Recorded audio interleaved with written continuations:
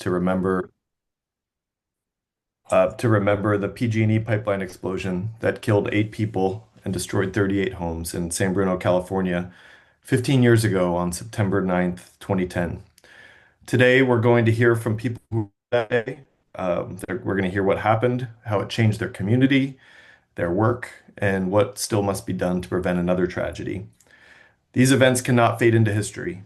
Whether you're an advocate, a regulator, a pipeline operator, or a local leader, we must remember what's at stake. And pipeline safety can be measured in lives. Before our discussion, here in just a minute, we're going to show a 6-minute video that takes us back to San Bruno 15 years ago. And fair warning, it is quite emotional. If anyone thinks it might be too much for them, you can step away and rejoin us soon. So let's get that video started, and after that, I'll introduce our speakers and start our discussion.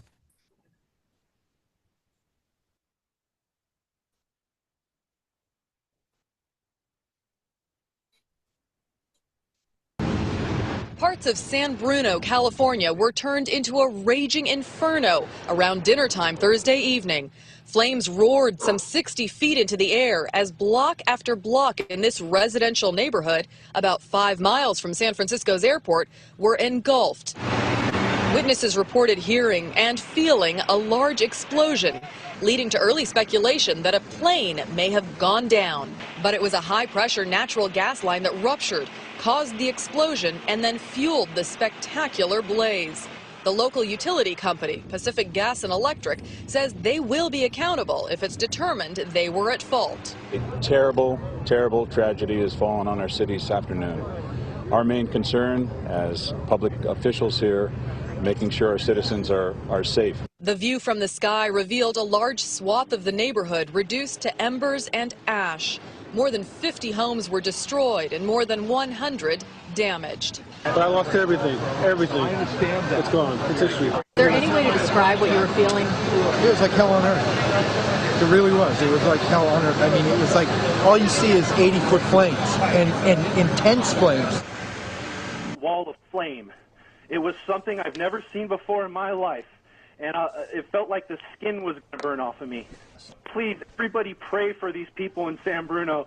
I've lived here for 30 years and never seen anything like this in my life. Initially, NTSB investigators say the pipe has some obvious areas of concern. It is old, installed in 1956, with welding points that officials say are no longer commonly used. That includes a long welded seam that runs the length of the line and is potentially susceptible to corrosion. But there is also a section designed to bend under a dip in the road, the exact section that blew, put together by a hodgepodge of smaller pieces. Officials say that while modern methods are to bend a pipe to fit a curve, this pipe was pieced together by small sections called pups, each one forging a turn in the pipe, each one offering investigators another decades-old welding job that could have been a weak point. Snapshots of the aftermath paint a vivid picture of destruction and loss, the sort of thing you'd be forgiven for thinking you've seen before. But this event is different, and pipelines like the one that caused it are underground, crisscrossing their way through neighborhoods from coast to coast. As you know, I am Renee Morales, and I am the mother of Jessica Morales. Jessica was one of those 8 victims that died in the pipeline explosion that night. And you can imagine the how desperate I was at that moment to find out after the explosion that it happened in the very area that Jessica was going to visit that night. She was going over there for an evening of fun, to be with her boyfriend, to enjoy a game, and simple young kids enjoying the day. When I found out that the explosion was in the area, I was frantic. I wanted answers. I ran all over the neighborhood of San Bruno looking for my daughter. I followed Joe. I found out later on that Joe had gone to the hospital. I made every attempt to make contact with Joe. Unfortunately, he was severely injured, and at that moment, I was even more desperate to find out where my daughter was. I didn't find out until the next day, noontime, that my daughter was found in in the neighborhood. She had made it out of the explosion and ran frantically. She had ran to a neighbor's backyard, and she was there, and they found her. She was not alive. Jessica was only 20. We had just celebrated her birthday.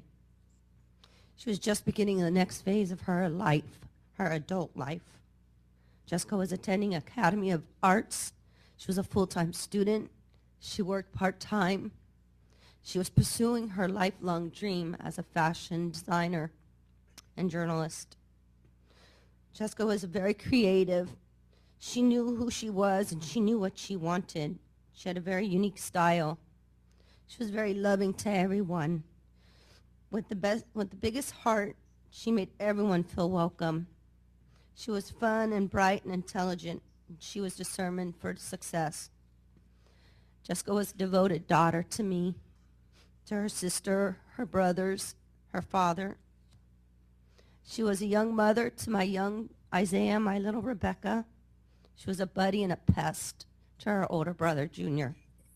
She was a nag to her dad and her grandmother, but she was my best friend. And I will forever be empty, and I will always long to have her with me. I will miss those days that we had coffee together and we could just be ourselves. This tragedy, we know, didn't have to happen. It could have been prevented. The fire went on for 90 minutes, and they could not shut it off. I am trying my best, and as executive director of the GPS Foundation, I will do everything I can to ensure that no other families will have to suffer and endure what I have endured, what I continue to endure, and what we can do together to change the future.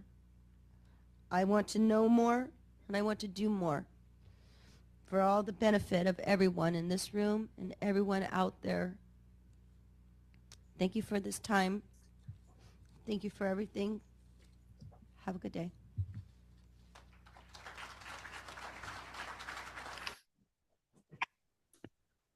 Okay. Yeah, I'm so inspired by parents of victims like that are able to turn that grief into action and with that strength. So with that, I'm going to introduce our speakers today and go in alphabetical order. We have with us Robert Hall, who was the former NTSB director who led the San Bruno investigation. He's now the senior technical advisor at the Pipeline Safety Trust. Next, we have Austin Hastings, who's the vice president of gas engineering at PG&E. Was with the company during the tragedy, but not in the leadership position he is in now. We also have Rico Medina, who's the current mayor of San Bruno and was deputy mayor at the time, responding to the emergency in 2010. And finally, we have Jim Ruane, who was the mayor during the tragedy, mayor from 2009 to 2017, and is now the vice president of the San Bruno Community Foundation, managing the $70 million restitution fund. And thanks everybody for joining us. So I'm going to lead this discussion, and what I'm hoping to do is to talk about what happened, the aftermath, and what still needs to be done. And we're going to try to do that through two different lenses. One is the community lens and the community perspective, and the other is the pipeline safety perspective and lens. So Jim, if you could start us off, and could you please share your story of what happened that day 15 years ago? I will, and thank you very much for everyone for attending and your interest in this. It's still very, very important nationwide. So I'm Jim Ruane, the former very proud mayor of the wonderful city of San Bruno. And on the evening of September 9, 2010, I had just finished a ribbon cutting at a new Vibo music store in downtown San Bruno. And as I walked out a few minutes after 6, I looked up, and San Bruno is flat down below, and we have a lot of hills. And I saw this huge plume of smoke and flame, and I said, that's more than just a grass fire or something. I better get up there and see what's going on. As I drove up, my son happened to be in my house in Lower San Bruno visiting, and he said, Dad, what the hell happened? What was that? We have embers in our driveway down here and some charred pieces of wood. And we're a good mile to a mile and a half as the crow flies. So you can imagine the force of the explosion. When I arrived at the site, first responders were just getting there. People were coming up Glenview Drive near Crestmore, clothes burned, skin burned, terrible. Hundreds of feet in the air, 2,000 degrees of flame, blowtorch. Firefighters couldn't get close enough. The paint and bubbling off their fire trucks. The windows were cracking, and all they could try to do is keep surrounding areas there some way cool and until the pipe could be shut off. Hour and I believe 38 minutes later, PG&E employees who happened to be driving by and seeing what was going on knew where those valves were, shut it down. We had 400 to 500 first responders. I've always said, God bless them. They work so very hard in training in the hopes that they never have to use it, but it worked. We had firefighters from all over the Bay Area, including San Francisco International Airport, to help us cool things down. Some of our main lines, a couple of thousand feet away, we had to tie in because the main water lines and the neighborhood there were blown apart and broken. So it was quite an evening, I can tell you that. I stayed there till very, very late. Thought I might go home and just clean up a little bit and get back up there. But as I got home, the phone started ringing. I stopped asking myself how people got my cell phone. It was New York, ABC, I believe, and they said you have to be with Matt Lauer tomorrow at 6 o'clock. They want to do a live thing, and then it all started for us, and it really hasn't ended since then. The tragedy is we lost eight people, eight friends, eight residents of our city. Poor Sue Bullis, my friend, lost her husband, her son, her mother-in-law. My friend James Gregg lost his daughter and his wife. He happened to be at a first back to school night with his other daughter in San Francisco. Came home to find that. You heard of the story just a little while ago in the video about Jessica. It's just tragedy, tragedy. 38 homes completely incinerated and 60 some others damaged to certain degrees. Hundreds of people in one way or another, physically or emotionally, hospitalized, and it was just a tragedy. But we knew what we had to do. We saw that there was, in the faces of our people, an emotional desert, if you will. We lost everything in a matter of minutes, didn't know what to do. Cal Ema was there with us at the time, and he came up to myself the very next morning, very early, with myself and Connie Jackson, the then city manager, and said, "You have to have a meeting, and you have to have it now." I said, "A meeting?" "Yes." He said, "You have to calm this place down. There's going to be speculation, all kinds of stuff, and we have to get it going." So I said, "Okay." I picked up the phone. I phoned Father down to St. Robert's Church, the largest building in the city I could think of.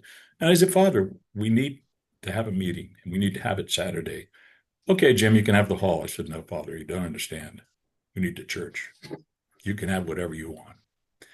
So we had a very large 650 to 700 people attend on a Saturday afternoon.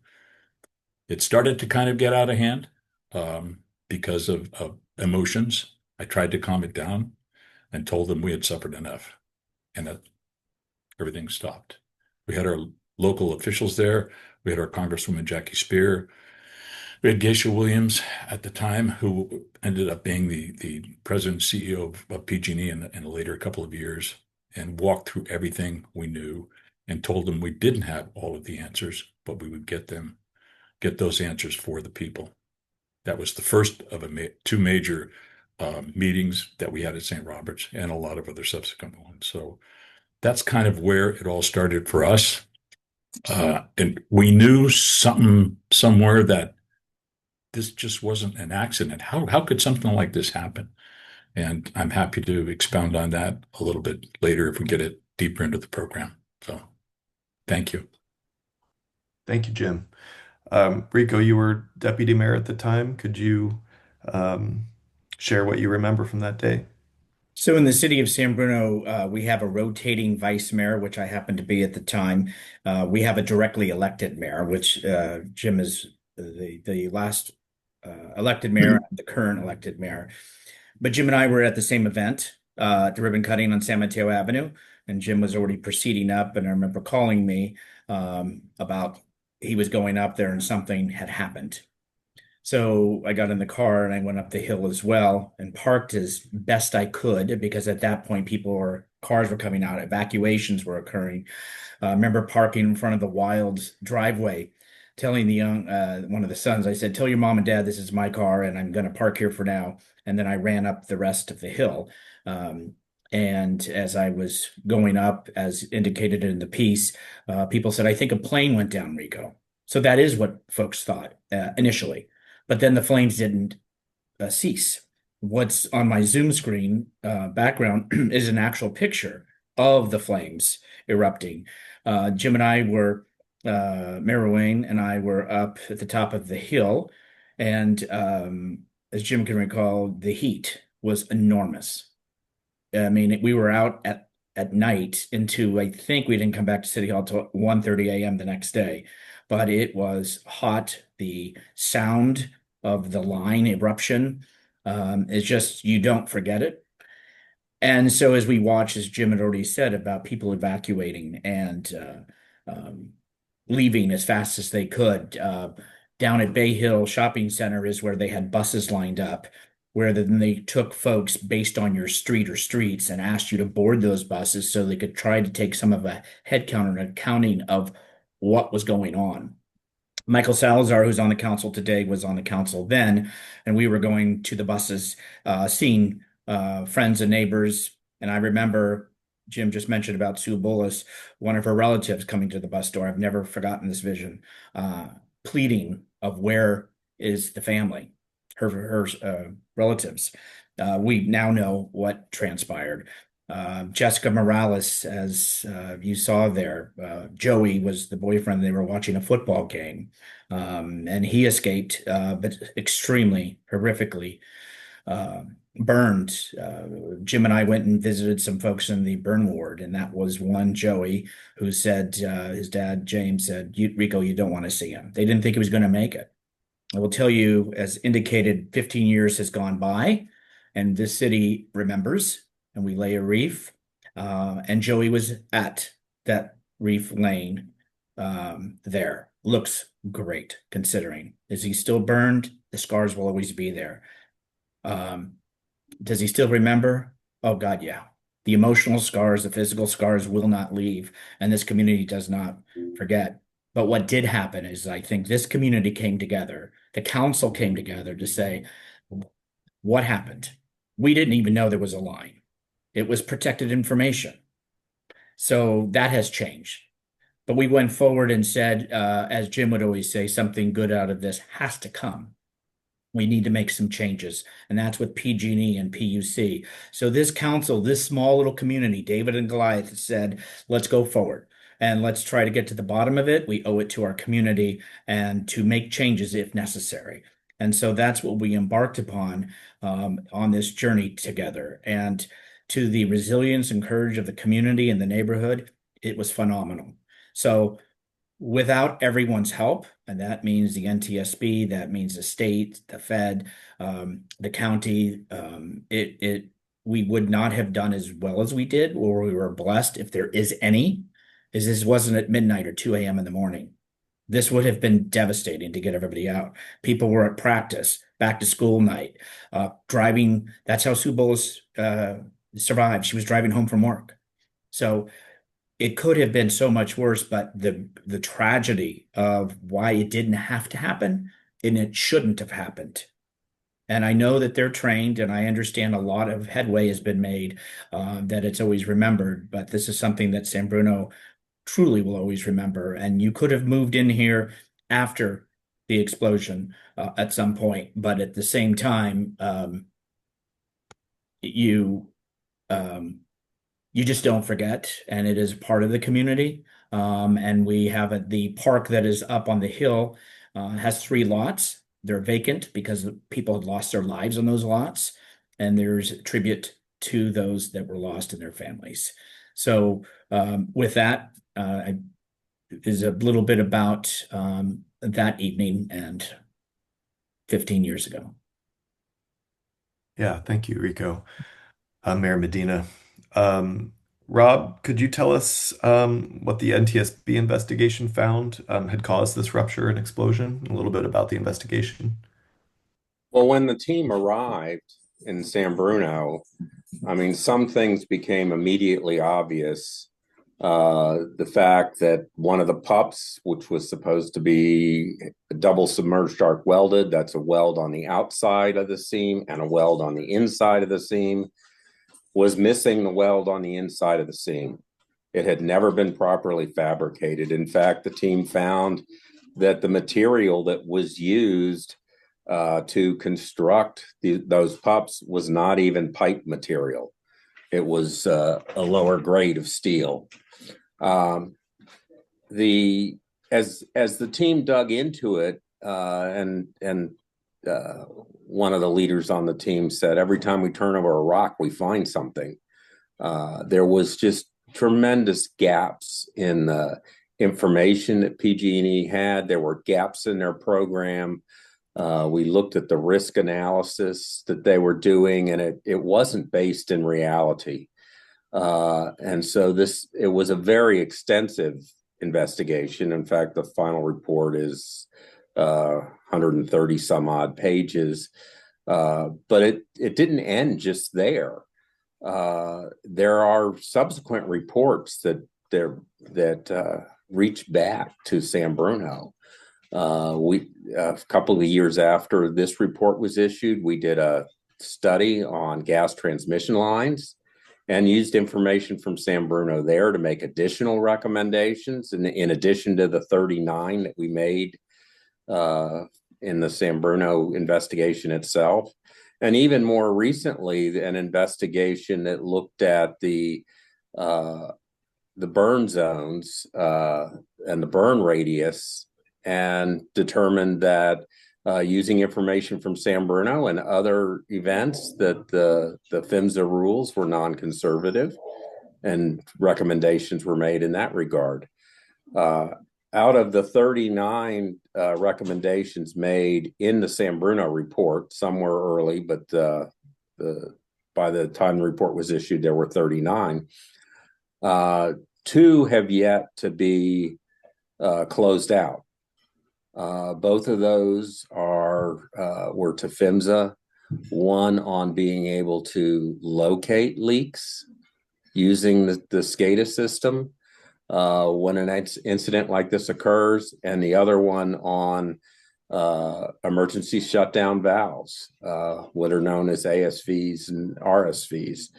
And NTSB is still waiting for that action. I've since retired, but that's still on their books, and they're still wanting to get action to make the pipeline safer. Thanks, Rob. Austin, as I mentioned, you were at PG&E at the time, not in your current leadership position. Could you share your story from that day? Yeah, thank you, Bill. I appreciate that. I'm currently the Vice President of Gas Engineering for PG&E, and I've spent my entire 28-year career in PG&E's gas department, and I was actually in the transmission organization on that day. Everyone in PG&E's gas department remembers where they were when they heard about the San Bruno tragedy and the impact that it had and was having on the community that day. For me, I know precisely where I was, almost like it was yesterday. I had been in the pipeline engineering department earlier in my career as a young staff engineer, the pipeline engineering department being the department responsible for the integrity of these pipelines. And I personally knew many of the engineers and technicians that responded that night and in the coming days, weeks, months, and years. In the immediate aftermath of September 9th, it was every PG&E gas co-worker that worked many hours and long days to right the wrongs from that terrible day.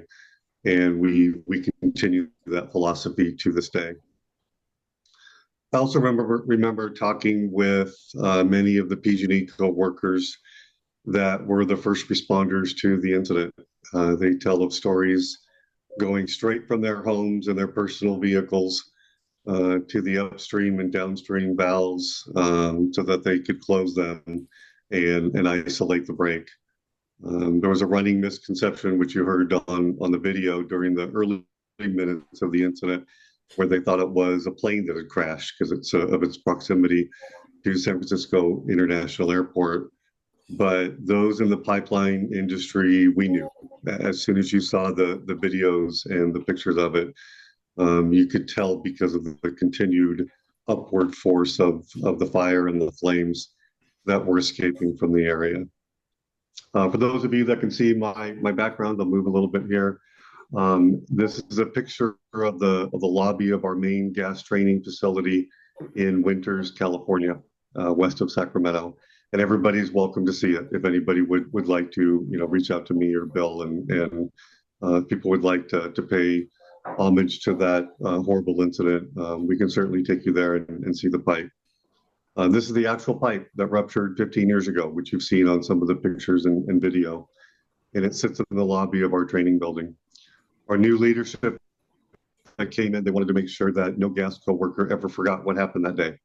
And so after the NTSB was done with their investigations, and you see the little white dots or maybe the cutouts, that's part of the metallurgical analysis of that piece of pipe. He insisted that we bring that pipe back and put it in this facility.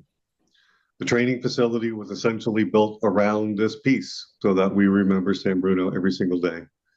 This is the main entrance into the training facility, and this sits in the lobby. And every gas trainee, trainer, coworker, leader, and visitor must see this as they enter the facility.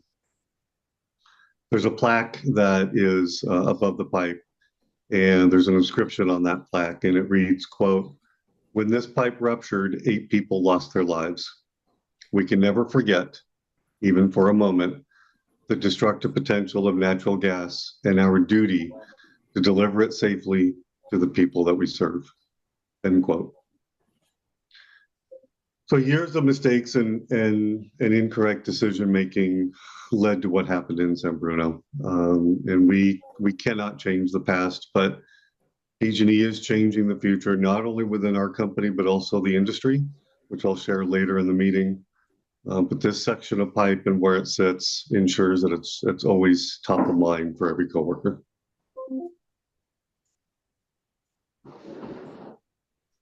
Thank you, Austin.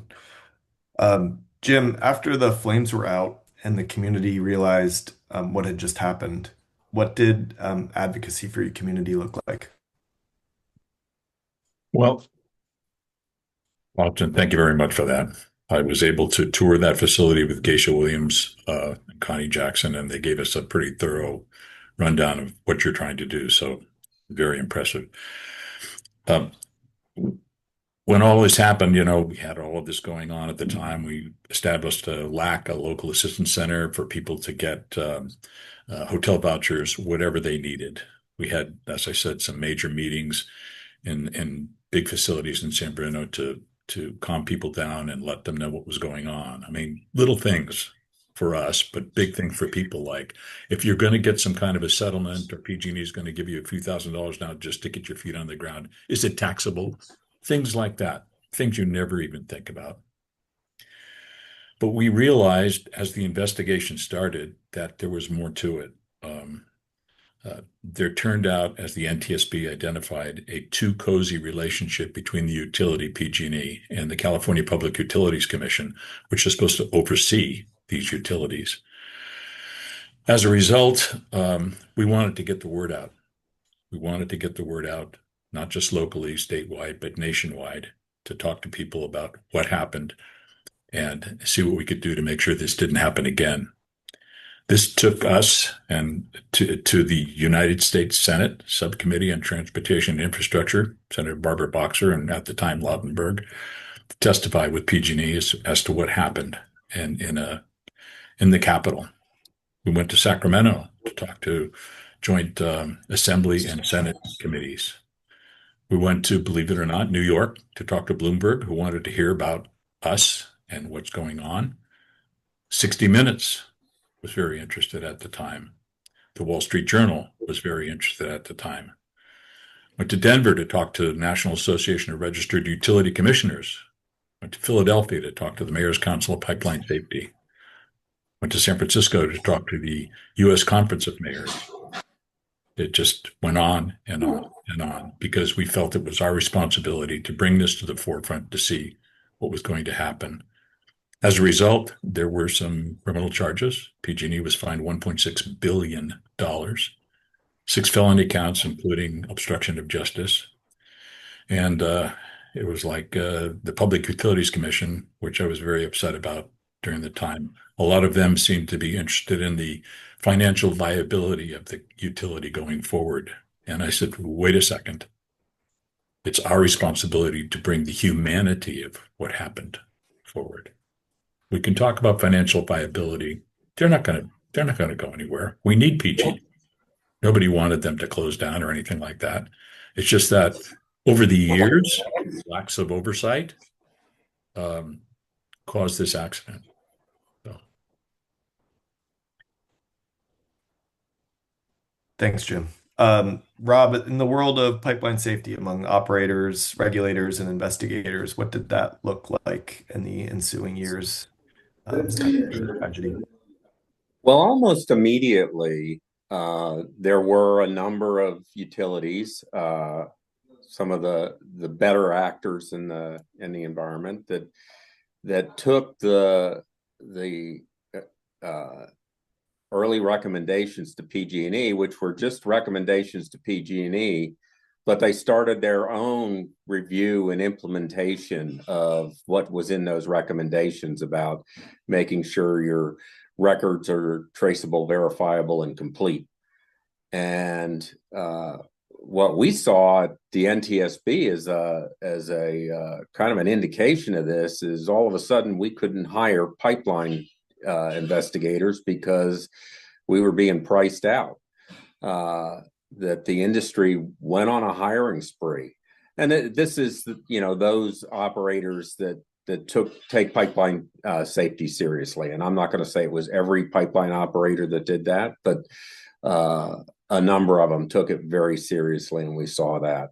As I mentioned before, as NTSB continues in other investigations, we continued, or they still continue, I retired, to use information from the San Bruno accident to support additional recommendations, and that goes on to this day.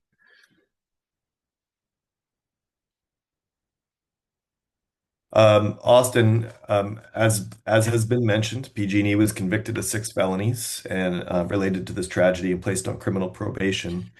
What specific measurable changes has PG&E made to its safety culture and operations? Yeah, thanks, Bill. We've done a lot of work over the past 15 years. From very early on after San Bruno, I commented to friends and colleagues that the outcome of this would forever improve safety in the design, construction, and operation of the pipeline systems across the entire industry, across the entire country. After San Bruno happened, the gas department within PG&E had a complete revamping of our leadership, and our new leadership came in from around the country and gave us a stand and a mission, and that we were going to be the safest and most reliable gas utility in the country. And it's a stand that we still use today. We're still striving to meet that ideal. Our new leadership set the tone of what and who we were going to be. And their legacy continues in the leaders that we have now. I was a supervisor when the incident occurred, and now I'm an officer of the company.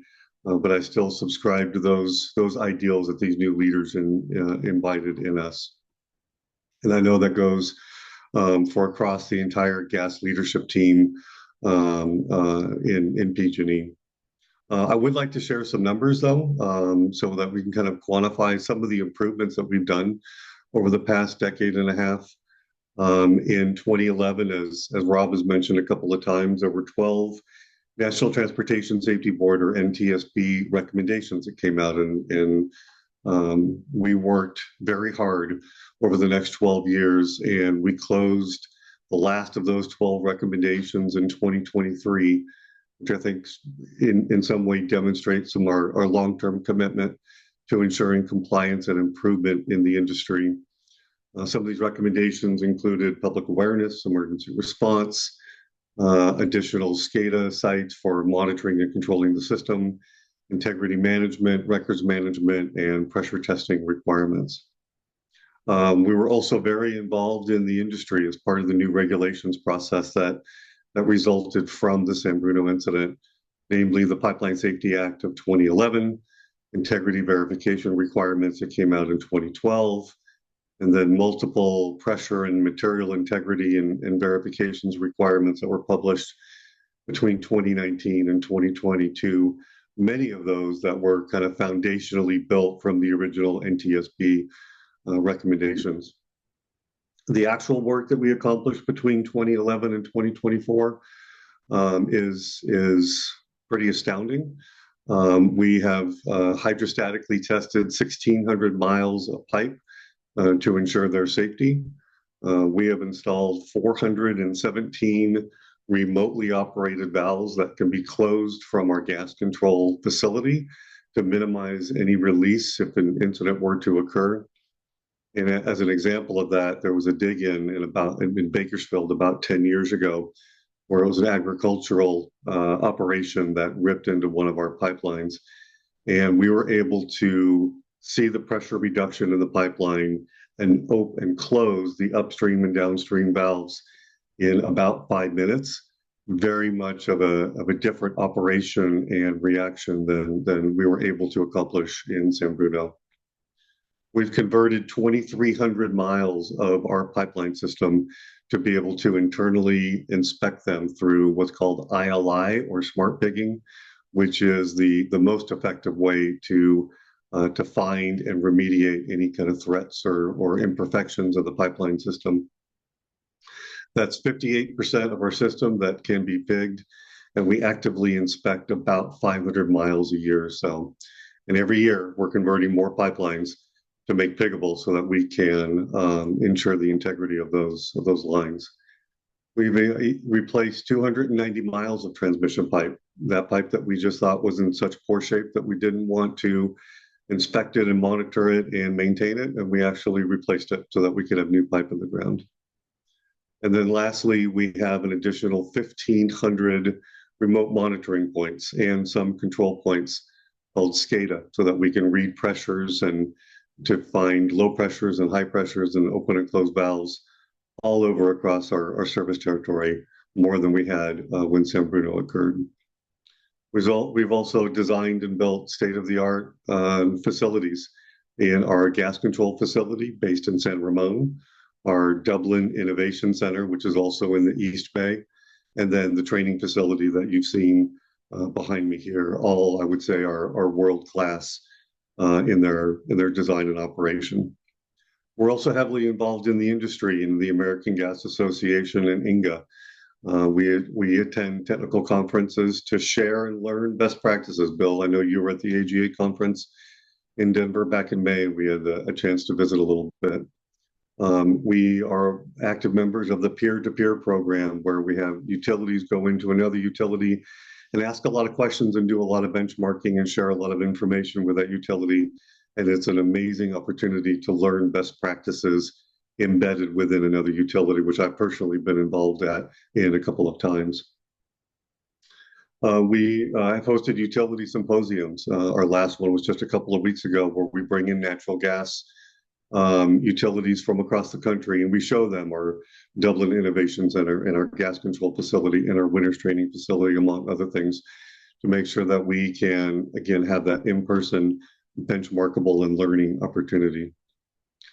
We've also attended our share and industry-wide conferences go beyond AGA or the utility symposium, including the Pipeline Safety Trust conferences, which I've been to a couple of times, and I'll be at next month as well. So San Bruno was a tragedy. PG&E was much to blame for what happened in San Bruno.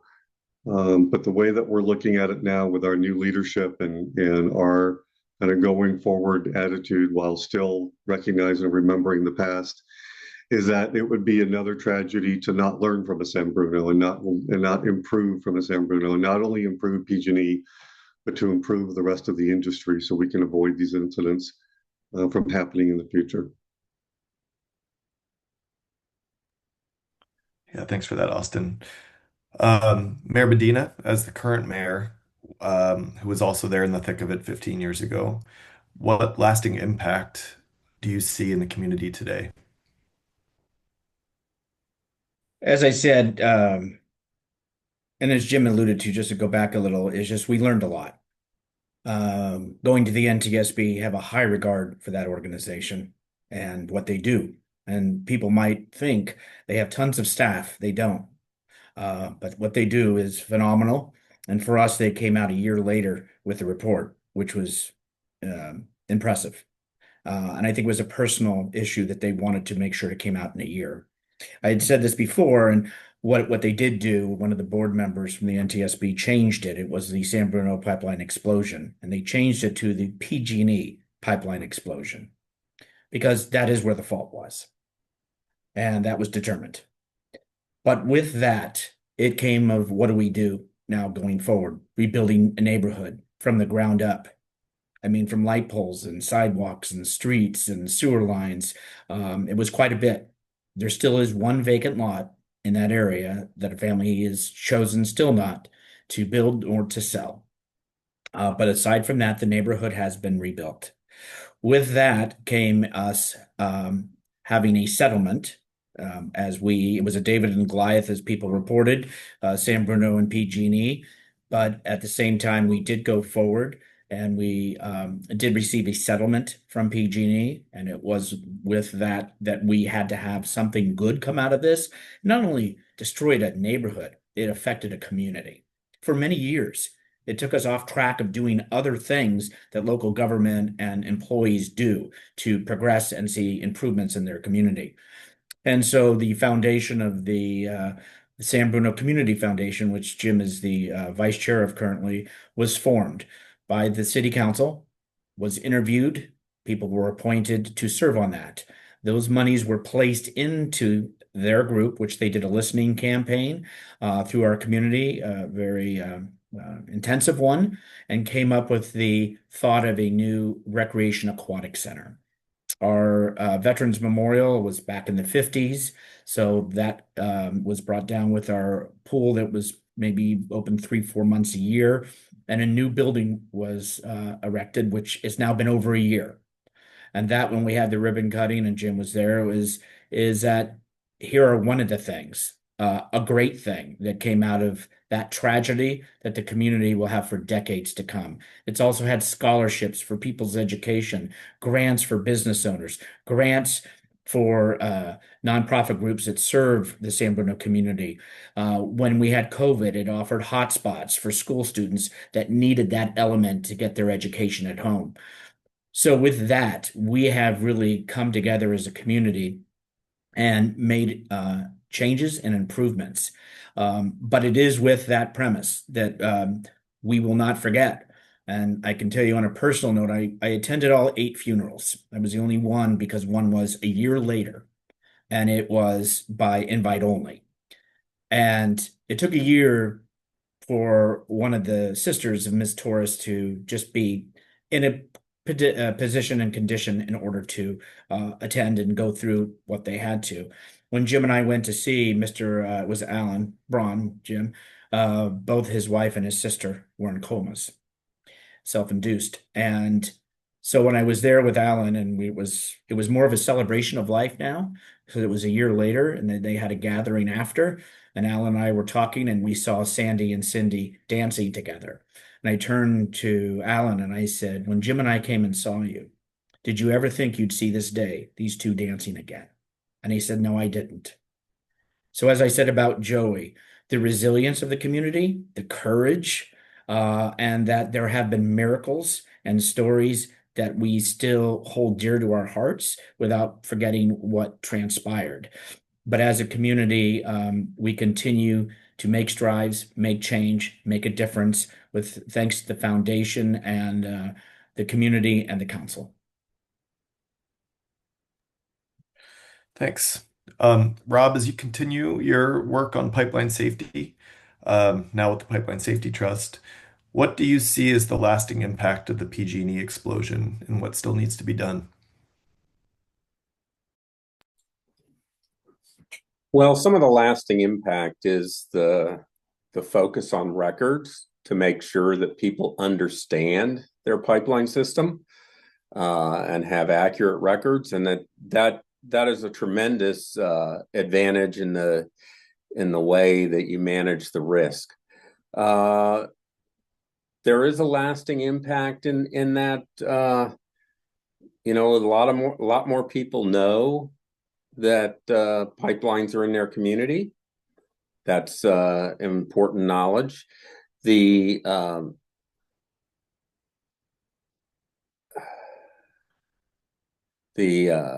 NTSB,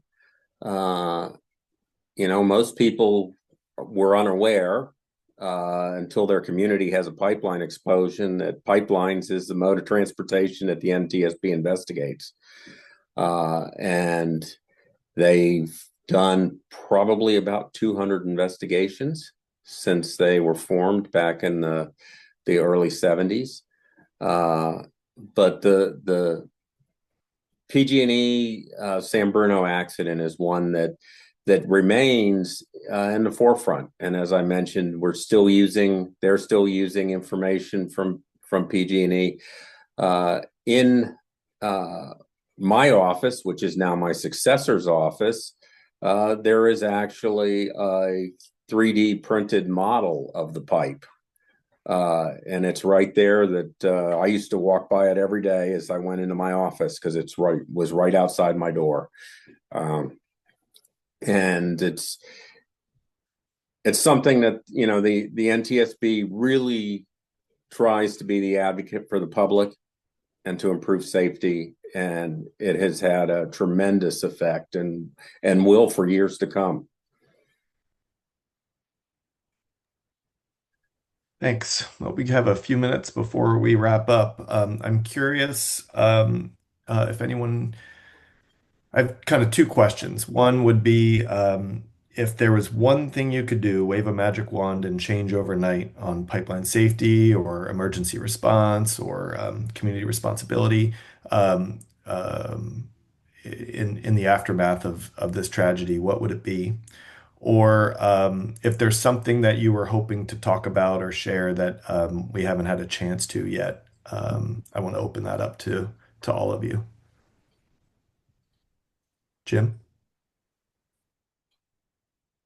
Ooh, you're muted, Jim.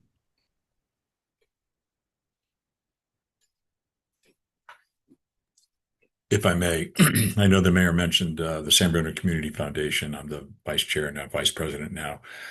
We've given a lot of money to special interest, if you will, in San Bruno, to schools, to athletic fields, to all different kinds of things. We decided at a meeting a few months ago that we were going to wind down the foundation. And what did we want to do? Do we want to keep it going in perpetuity, which means overhead and still expenses, or what did we want to do? And the foundation came to the conclusion that we wanted to wind it down and use the leftover money, which could be in the neighborhood of $15 to $19 million, to build a new fire station number 52, which is the fire station right in the Crestmore neighborhood, the very first response. The old station exists now literally a few blocks away from where the explosion occurred. And there's a vacant Caltrans lot right up on the top of Glenview and San Bruno Avenue, and we're working with the city now to augment those funds needed for that Station 52. So it brings us back, if you will, full circle. So it's going to be a great thing. I've always said something good has to come out of this, and with the Recreation Aquatic Center and all of the things we've done for the schools and the community, it's very gratifying.